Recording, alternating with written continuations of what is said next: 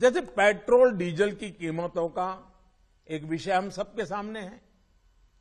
देशवासियों पर petrol diesel की बढ़ती कीमत का बोझ कम करने के लिए केंद्र सरकार ने एक्साइज ड्यूटी में कमी की थी। पिछले नवंबर महीने में कम की थी।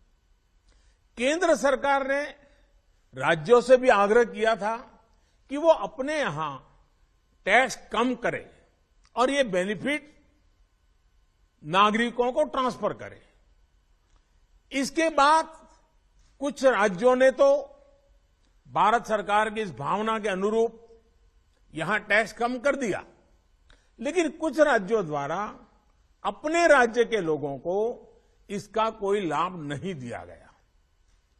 इस वजह से पेट्रोल डीजल की कीमतें इन राज्यों में अब भी दूसरों के मुकाबले कहीं ज्यादा है।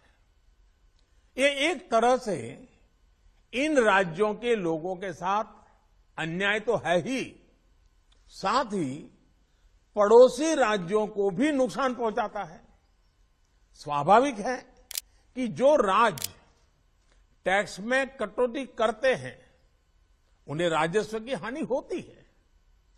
जैसे अगर कर्नाटका ने टैक्स में कटौती नहीं की होती तो उसे इन 6 महीनों में 5,000 करोड़ रुपए से ज्यादा का राजस्व मिलता। गुजरात ने भी टैक्स कम नहीं किया होता तो उसे भी 3,500-4 हजार करोड़ रुपए से ज्यादा का राजस्व और मिलता। लेकिन ऐसे कुछ राज्यों ने अपने नागरिकों की भलाई के लिए, अपने नागरिकों को तकलीफ न हो इसलिए अपने वेट में, टैक्स में कमी की पॉजिटिव कदम उठाए।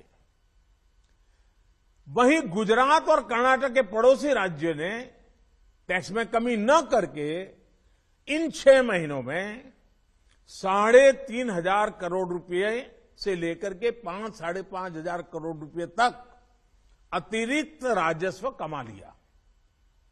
जैसा हम जानते हैं कि पिछले साल नवंबर महीने में वैट कम करने की बात की थी, सबको मैंने प्रार्थना की थी, लेकिन कई राज्य, मैं यहां किसी की आलोचना नहीं कर रहा हूं, मैं सिर्फ आपसे प्रार्थना कर रहा हूं, आपके राज्य के नागरिकों की भलाई के लिए प्रार्थना कर रहा हूं।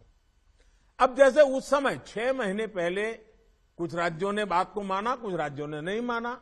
अब कई राज्य जैसे महाराष्ट्र, पश्चिम बंगाल, तेलंगाना, आंध्र प्रदेश, तमिलनाडु, केरला, झारखंड, किसी न किसी कारण से उन्होंने इस बात को नहीं माना और उनके राज्य को, नागरिकों को बोझ कंटिन्यू रहा।